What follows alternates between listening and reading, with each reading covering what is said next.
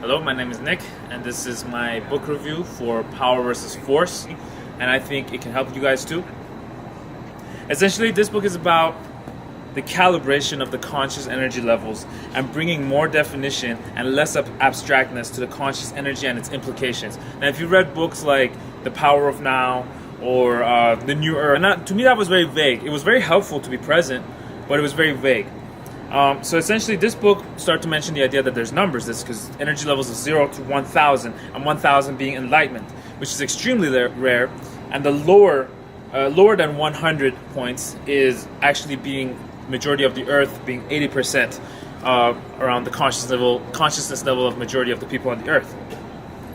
The scales start around shame at 20 points, which is nearly dead levels. And you can imagine that the consciousness levels are so low. Imagine having shame to exist. Imagine having like, oh, I shouldn't exist. These are very low energy levels, and it's very common out there, actually.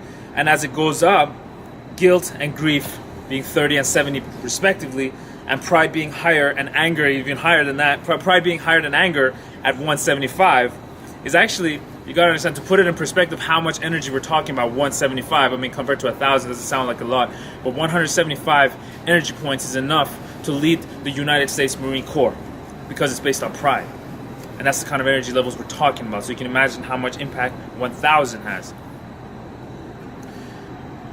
Up until courage, which is 200 points, this is a critical level which the positive and negative influences of life change. Up until that point, things are forceful, and this book is called Power versus Force, and the forceful are below 200. As you can imagine, think something like the United States Marines is extremely forceful. It is a force going against the enemy, fighting darkness, fighting gravity, being angry, shame, guilt, fear. It is an energy as it goes, it rides up, but it is a force, and it's always fighting against something. But courage, at the level of courage, true power occurs. This is from the book. Therefore, it is also the level of empowerment. This is the zone of exploration, accomplishment, fortitude, and determination.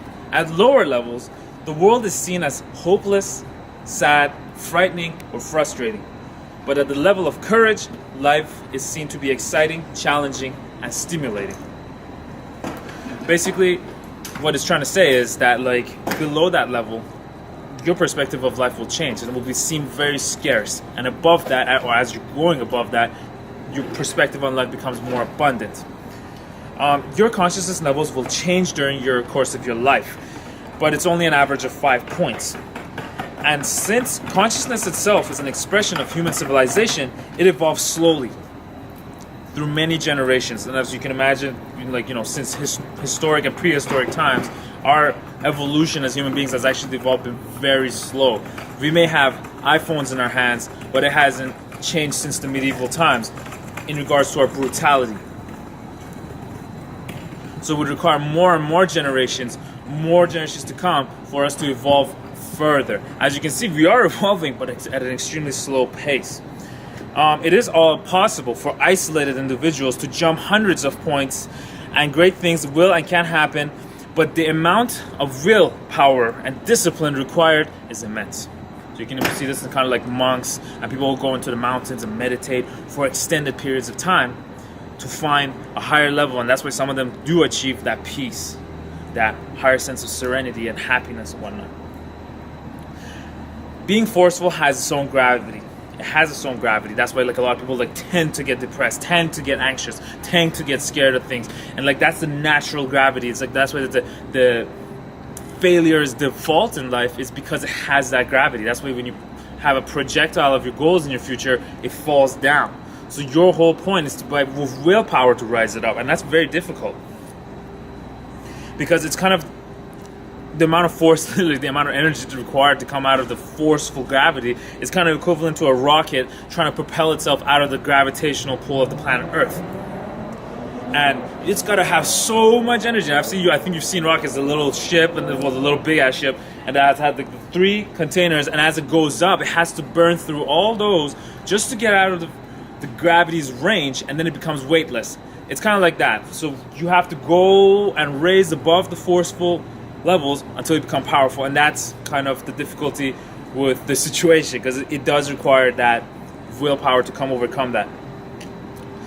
One person reaching level 1000, however, this is the interesting stuff, can undo and even reverse the effect of countless, maybe even thousands of years of forceful, energy. So kind of someone like Jesus coming along and having an effect on people and healing. Literally, people will come up to him and heal. I'm not sure if it's true or not. I haven't been there.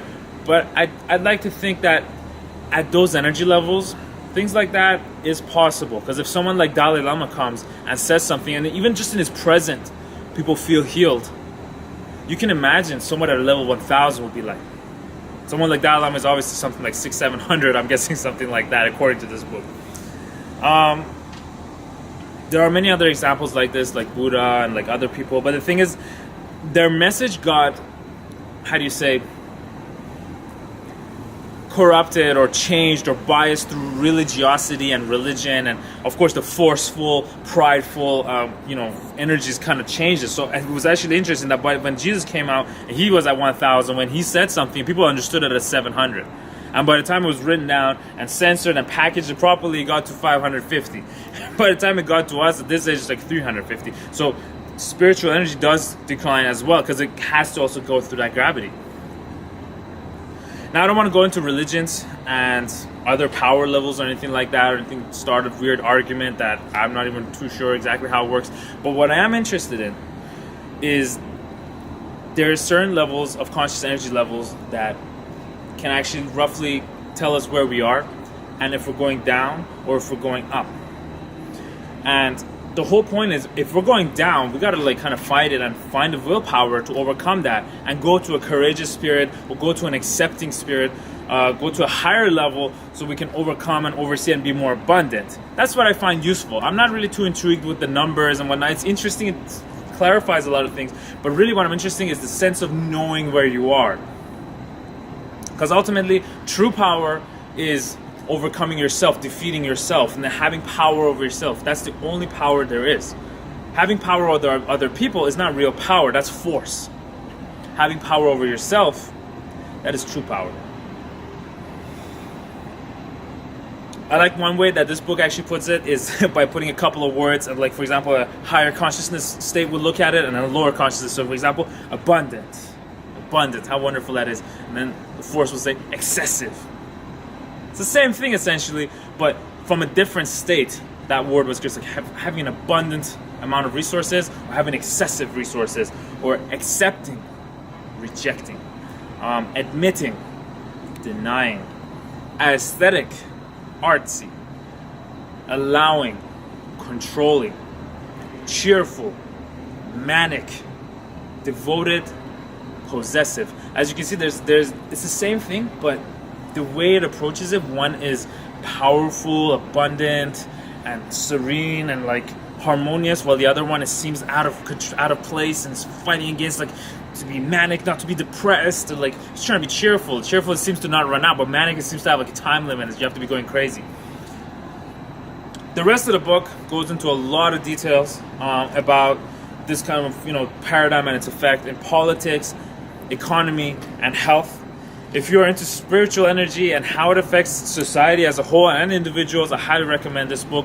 For me and all those who are into self-development and people who are actually looking to figure things out in their life, I would definitely recommend this book anyway, because it can actually help to see where you are at in your place, in your life. For example, in my situations right now, I think I'm hovering around 200.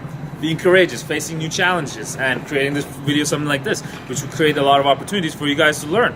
And I think you guys can appreciate a book like this. Anyway, that'll be all for today. Until next week, we're going to bring you another book.